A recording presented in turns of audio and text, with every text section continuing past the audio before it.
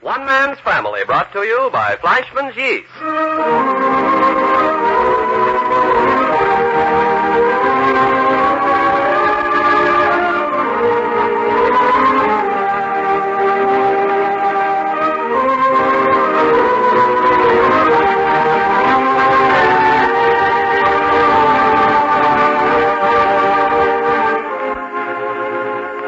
One Man's Family is dedicated to the mothers and fathers of the younger generation and to their bewildering offspring. Tonight we present Chapter 4, Book 46, entitled Family Reunion with Marine Jack Barbour.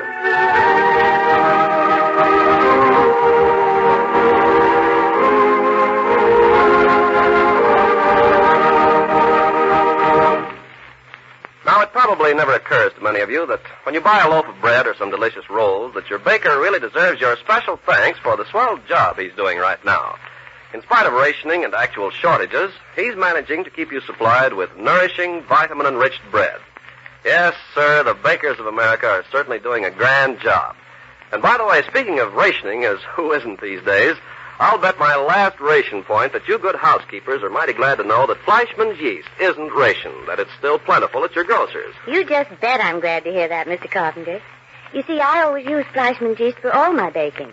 It makes such wonderfully delicious rolls and bread. Yes, ma'am, I know personally just what tender, delicious rolls and bread this fast-acting yeast makes.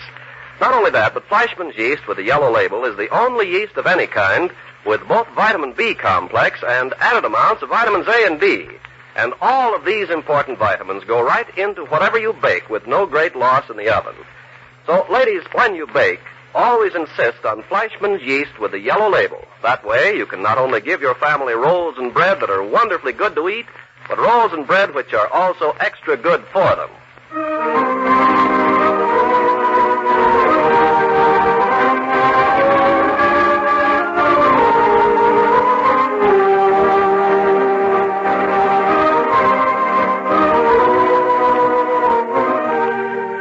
The most exciting and intensely satisfying thing that's happened to the Barbour clan in many and many a day was the arrival home of Jack from Quantico on a 12-day furlough.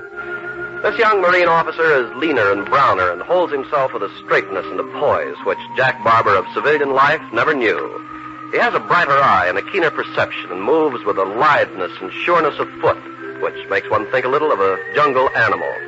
But his love of Betty and his enjoyment of his family and all things pertaining to the Barbours has not diminished one whit. In 2 days, he's fallen back into the lightness and the laughter and the loving security of family home life. He raids the icebox regularly and carries his 6-month-old daughter, Elizabeth Shanahan, about in the crook of his arm wherever he goes, and hugs his mother and kisses Betty and sits with his father and back chats with his brothers and sisters. He does all the things he used to do, and yet he's not quite the same. There's an aloofness about him, a man apart, an unconscious feeling of one chosen from all the rest. But it's a wonderful day the family had together, a wonderful, happy, carefree day at the old family home. It began for Jack and Betty next door when they first opened their eyes in the morning. Hey, woman, aren't you out of that shower yet? I am, Jack. Well, get out of that bathroom so Marine can get in there and wash his neck. His leather neck, huh? 7:30 in the morning and she's making jokes already. You know we're supposed to be over next door for breakfast in half an hour. I know it. I'm all dried off. Little powder and I'll slip into my bathrobe and be right out. Is Sharon Ann okay? Her eyes are open, but she hasn't said anything yet. Uh-huh. Takes her 5 or 10 minutes to get her wits collected before she starts to bubble over. There. Bathroom is all yours, Second Lieutenant. And about time. Did you say good morning to Elizabeth? I was kind of scared, too. I looked at her, and she looked at me, and kind of a shadow crossed her face. I thought maybe she doesn't exactly care about Marines. Hey, Marines are this family's favorite fighting unit. Aren't they, darling? Aren't they, Sharon? Hey, come on, say something. That's better. Hi, Dutch. Hey, you see, she sobers right up the minute I speak to her. I'm kind of awed by you myself. It's that second lieutenant business. We adore officers, but we're kind of scared of them. Well, I haven't got anything on but my pajama pants. How the heck can she tell I'm a second Louis? By the cocky way you walk and talk. Anybody'd know you were something special. Oh, yeah? You didn't know when I first came home. No, but that's different. I was more interested in you. Matter of fact, neither you nor Mom noticed a thing until Paul called attention to it when we got down to the dairy ranch. Well, all I've got to say is you were a dirty rat not to mention it. Oh, you think it's funny, do you? Hey, look, she's holding out her arms to me. Oh, she wants to flirt now. Is she holding out her arms because I'm her father or just because I'm a man? Oh, take her, Jack. Sure. Here, keep the blanket around her. There. Hey, you see, she stopped again. Oh, give the girl a chance. She's got to get acquainted, doesn't she? You think she likes having me hold her? Of course she does. Yeah, but she looks so sober. She's just examining you. You're something new in her young life. There, you see? Hi, Elizabeth Sharon Ann. Hey, she's laughing for me. She really is a happy baby. Oh, more company. Hey. Barbour, be careful she doesn't bounce out of your arms. Oh, a doggone whirling dervish, huh?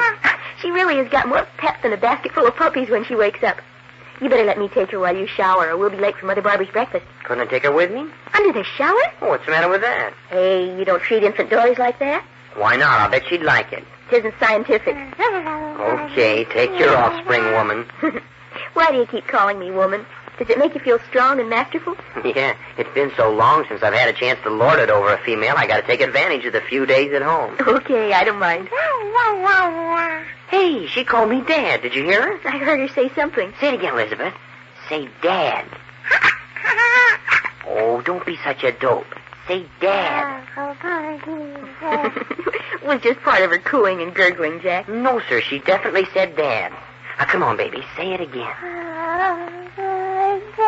Okay, I get it. Just another contrary female. Hey, that's my daughter you're swearing at. Me swear? Hey, you see? You hear that? Just as plain as the nose on your face. Doggone right. You're a sweet kid.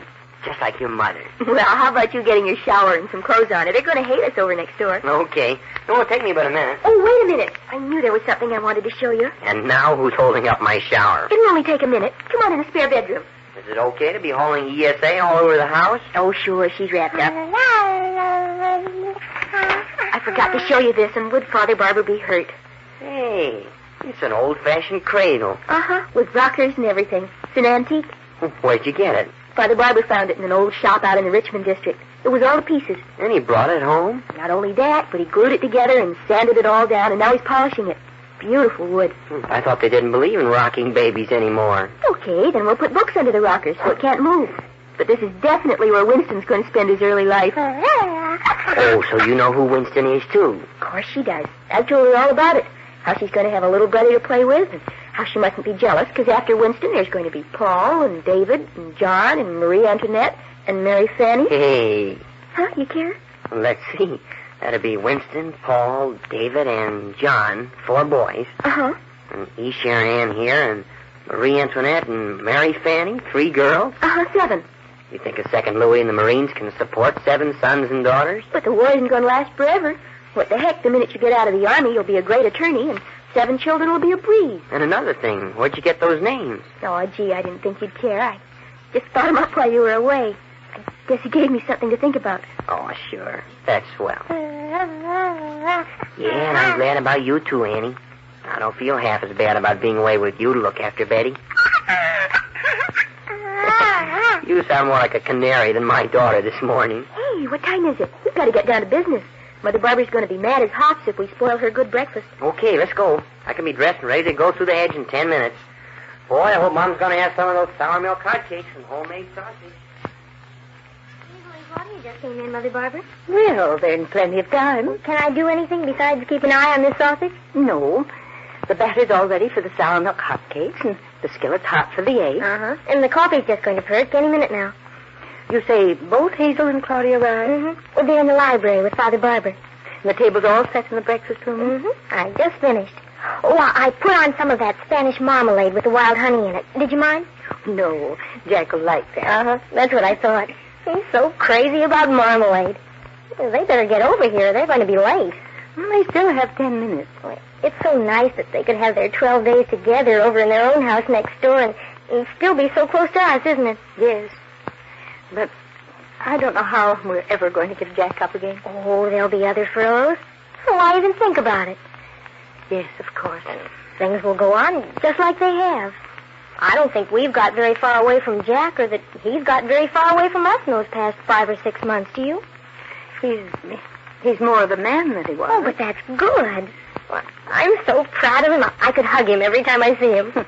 I'm afraid I do. He'll get tired of me fussing over him. Don't you think he will? Now, look, Mother Barbour, it's understood, isn't it, that you're to go in and sit down to the breakfast table, and I'm to cook the hotcakes and bring in the coffee and things. But, Teddy... Now, you promised. Yes, I know. And that's the way it's going to be. Oh, it's too bad this was Cook's day off. I don't think so. I like it this way.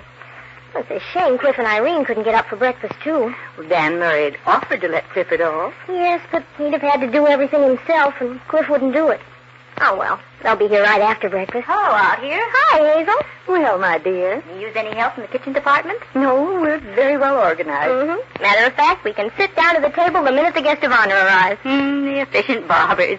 Well, this kitchen doesn't look as though a lick of work had been done in it. Mm-hmm. We clean up after ourselves. That's one thing I learned from Mother Barbour. Well, I'm glad you're having this breakfast Sunday morning so Claude could be here. Of course. Otherwise, she'd have had to be on her way over to work at Treasure Island. Yes, that's the only thing that worries her about her new job. It takes so much of her time, she's afraid she'll lose her place in the family. Nonsense. As a matter of fact, I debated having the children and all over this morning. Oh, you couldn't have done that, Mother. Well, besides, they're much happier having their picnic breakfast out in our backyard. Is that what they're doing? Claudia brought Miss Sorensen and the children over, and they're all going to have breakfast, picnic style. Goodness, what would Claudia do without Miss Sorensen? Sometimes I wonder what I'd do without her. Uh-oh, here they come. What's that? Second Lieutenant of the Marines, Jack Barbour, Betty, and Baby Marine Elizabeth Sharon Ann are coming through the hedge. Well, run in and tell Paul and Father Barbour to get ready to sit down at the table. Okay, I'll carry the glad tidings.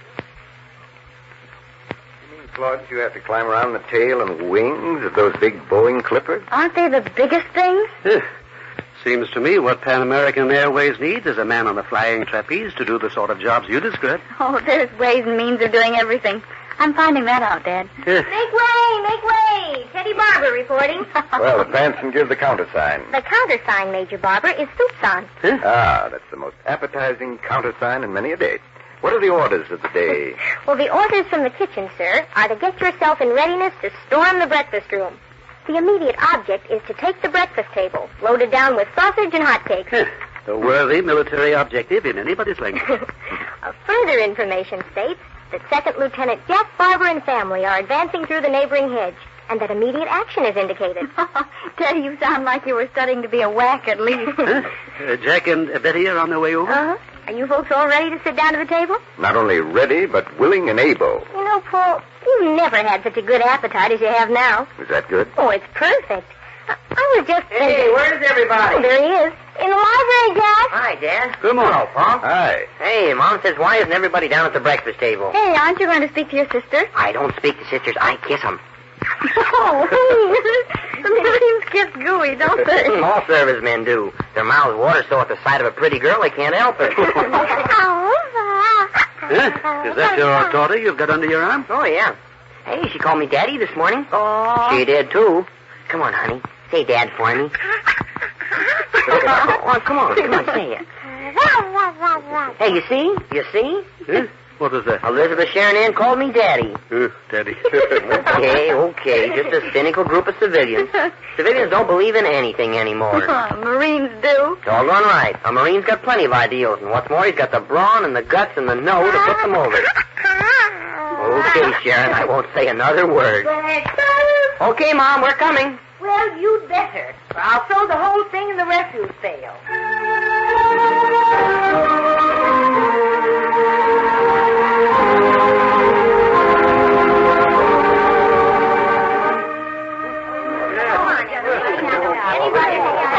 Goodness, if I eat another nibble of sausage, I'll burst seams in every direction. Mom, you're a success. Oh, am I indeed? I never ate a better breakfast anywhere. In fact, I've never eaten a better meal anywhere. Yes. Well, that's one thing your mother can still do. Cook. What do you mean, one thing? I wouldn't want you on my softball nine. Oh, come on, Jack. You're not finished yet. We'll have another hot cake. Okay, I will if you will. Oh, Jack, you can't. The heck I can't. Woman, since I've joined the Marines, I've acquired capacity. The man with the rubber stomach, huh, Jack? And the digestion of a buzzard. Betty, your soggy cakes and 2-pound biscuits wouldn't faze me now. Well, I like that. No kidding. I've got iron rollers and little sharp knives down there where my digestive apparatus used to be, and nothing gives me pause. Eat your way through an all-night Roman feast, huh? No kidding. And come back next morning for breakfast. Nice, fresh, made-to-order hotcakes. Oh, Jack, how can you? Hey, Teddy, you're going to eat a couple of these with me, aren't you? Who, me? Well, I'm only the cook. Paul? Oh, look at me, my boy. Well, you're an old serviceman. Seems to me you should be doing better by your victuals than you do. I do quite well, thank you. Or don't majors need as much to sustain them as second lieutenants? Dad, you'll keep me company, won't you? Don't let me deprive you of them, boy. What the heck? There's 5 of them here. I could spare a couple. No, thank you, Lieutenant. No, thank you. Go on, Jack. Eat them while they're hot. Well, okay. And all of you sit and watch me. I'll show you what a hungry man does with food. Golly, I like everything about you, Jack. Even your appetite. Well, hello, everybody. Hey, Cliff and Irene are here already. Well, good for Cliff and Irene. In the breakfast room, Cliff. Don't be silly. Irene and I could smell those hotcakes and sausages clear out in the driveway. What an aroma the Barbour menage must be giving off. Hiya, family. Hello, everybody. Hello, Mother Barbour. My, it's good to see you, Irene, child. The Clifford Barbour's up bright and early. Oh, you're doggone right. We milked the bossy cows and nothing flat this AM. Here we are. Hiya, Jack, old pal, old kiddo, second lieutenant. Doggone good. How about sitting down and swallowing a hotcake with me? Oh, don't mind if I do. Bring on another plate, Teddy. Another plate coming right up. How about you, Irene? Oh, golly, no. I had one breakfast already. Sit down here, child. At least you'll have a cup of coffee. Oh, yes. Hello, Betty. Hi, Irene. Goodness, Father Barbour, you look alive this morning. Huh? Is that supposed to be a compliment? Oh, sure it is. I don't know when I've seen you look so smug and self-satisfied. Huh? You look exactly like a quotation I used to have hanging in my room. It said, God bless our happy home. Yes. And that's exactly how I feel this morning. God bless our happy Here home. you are, Cliff. Stack of hot. Oh, man, when you look at those hotcakes. Modicum of butter, Clifford. Amen, brother, amen. And a soup song of maple syrup, perhaps? Pour it on, son, pour it on. Soup song and all. Give you and Jack make the finest team of big feeders I've seen in many a day. Who wouldn't be a big feeder with this kind of food? Sausage, Cliff? Slap it on the plate, Teddy. Stand on no ceremony. Cliff, for goodness sake. What's the matter, Irene? The way you go with that food, you're going to give your family the idea I don't feed you. Oh, no, don't get that idea. Irene throws me a bone every once in a while. Well, that's not fair. Irene's one of the best cooks in the Barbour family. Oh, are you telling me?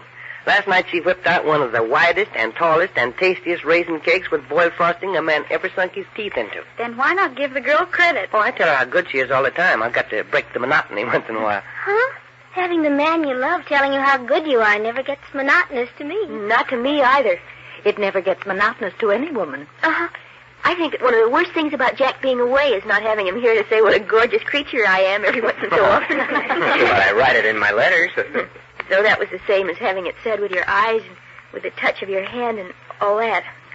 There are a lot of women in the world today who know what you mean, Betty. A lot of us. Oh, yes. How much longer have you got on furlough? Off again next Thursday. Yes. Leaving is the worst part. Oh, but it's worth it. Even 1 minute would have been worth the parting, but 12 whole days.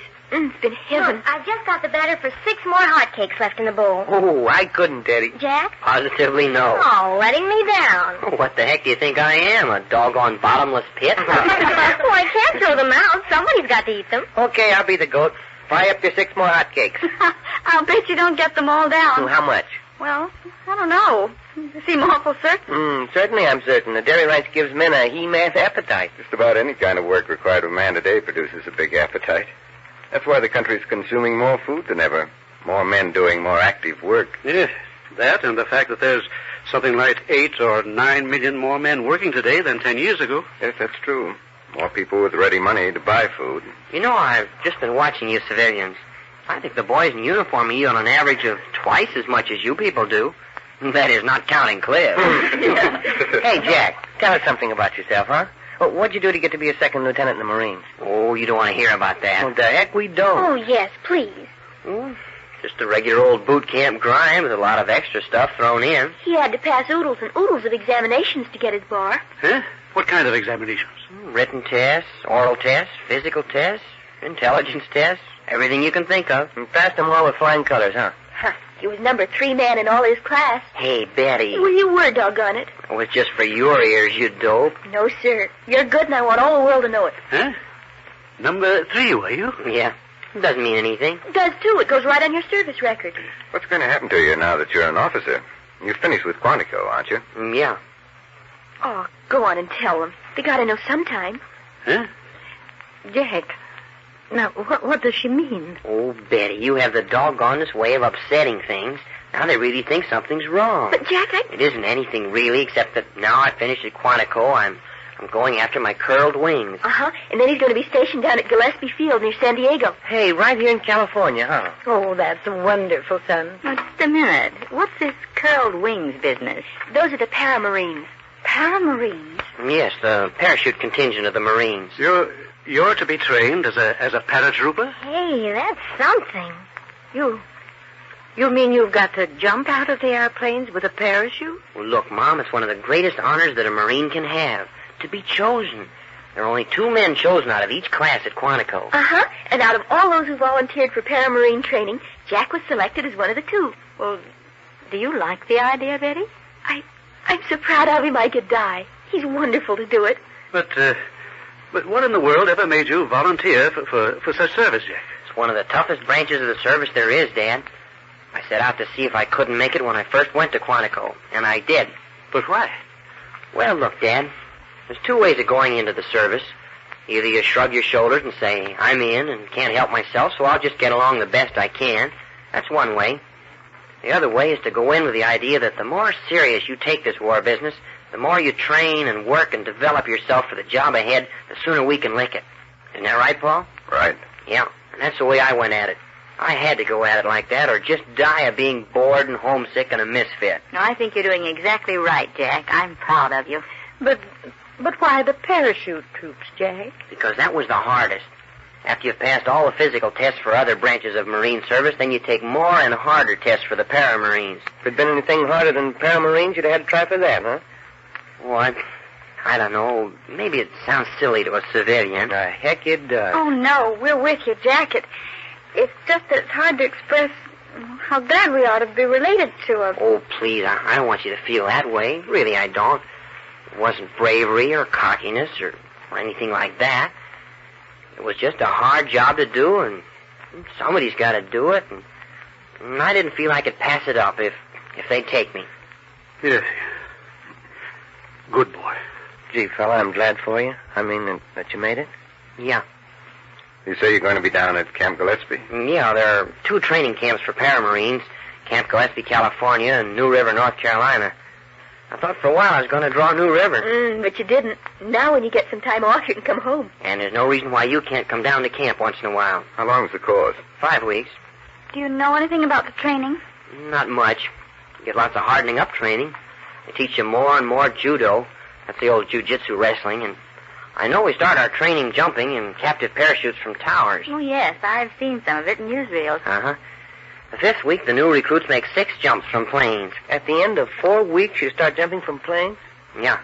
And after the 6th jump, you get your inseam, the curled wings. Uh-huh. And then he's a full-fledged paramarine. Golly. And after that? One of 2 things will happen. Huh? Yes, Dad. Active service, which I'm hoping for, or I'll be held to one of the camps to help train other recruits. Active service where, son? Haven't the faintest idea, Mom. You know, Paul, one of the most interesting things about paramarines is that the officers are really line officers. In the air, you're a paratrooper, but once you hit the ground, you take over just like you were in the front lines of the battle. And you mean front lines? Uh-huh. Golly, I can hardly wait for Winston to get here. Uh-huh. What brought that up? Huh? So I can tell him what a gorgeous man he's got for a father? Oh, Betty. Well, I think so. And I'm going to teach every one of our 7 sons and daughters to think so, too. Huh? 7 sons and daughters? Yes, Dad. You didn't know it, but you're going to be the grandfather to, what are their names?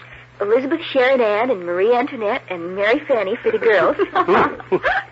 And Winston, Paul, David, and John for the boys. Oh, goodness, you are looking into the future, aren't you? Well, I always say there can't ever be too many children in the family when they've got a father like Jack to be proud of. Oh, boy, have you got a reputation to live up to. And Jack's just the man who can do it, too. You can, huh? Doggone right.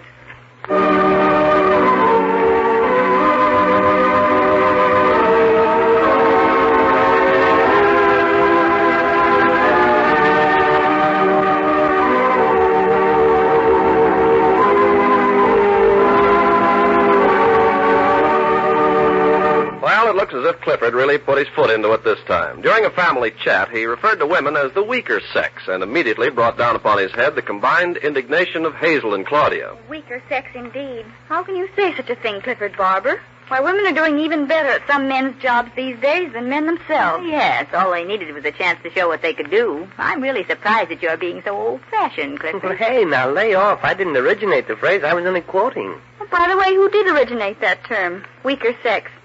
Some man, I suppose. Well, I don't know exactly, but Shakespeare came pretty close to it in Hamlet. Frailty, thy name is woman. Yes, and wasn't it that very gallant gentleman, Lord Chesterfield, who said women are to be talked to as below men and above children? Yes, but thank goodness all men aren't that blind. One of the nicest tributes to women I know of was written by a man. Matthew Henry, I think. I don't know all of it. Do you, Paul? You mean the one about woman was made of a rib? Mm-hmm, that's the one. Can you quote it? Maybe I can remember it. The woman was made of a rib out of the side of Adam, not out of his feet to be trampled upon by him, but out of his side to be equal with him, under his arm to be protected, and near his heart to be loved. Oh, I like that, Paul. Do you have a copy of it someplace? Yeah, remind me later. I'll look it up for you. Oh, and maybe you'd like this one, also written by a man, John Vanbrugh. Whilst there is a world, 'tis woman that will govern it. Well, maybe so, but doggone it, I just hope women won't ever forget that their real worlds are their homes and families. Well, don't worry about that, Clifford. Even though many of today's women are doing a man's job and doing it as well as any man, a woman's first and most important job will always be the proper feeding and care of her family. And she's doing that job well, too. For instance, today, when it's so much more difficult to plan nourishing, well-balanced meals, you'll find many wise women depending on Fleischmann's fresh yeast to help add extra vitamins to their family's diets. You see, Fleischmann's fresh yeast with the yellow label is the only one on the market with both vitamin B complex and added amounts of vitamins A and D. Those are the vitamins, you know, which are essential to our good health and well-being. So if you or other members of your family need extra vitamins, give Fleischmann's 7-day vitamin pickup a chance to help you. Just take 2 cakes of Fleischmann's yeast every day for 7 days straight. You should notice real benefits in just that short time. And for a really pleasant way to take yeast, drink a delicious vitamin cocktail, Fleischmann's yeast in cool milk, water, or tomato juice. Yes, drink it, America. To your health. You have just heard Chapter 4, Book 46 of One Man's Family, written and produced by Carlton E. Morse for the makers of Fleischmann's yeast. Chapter 5, entitled Another Weekend at the Dairy Ranch, will come to you next week at this same hour.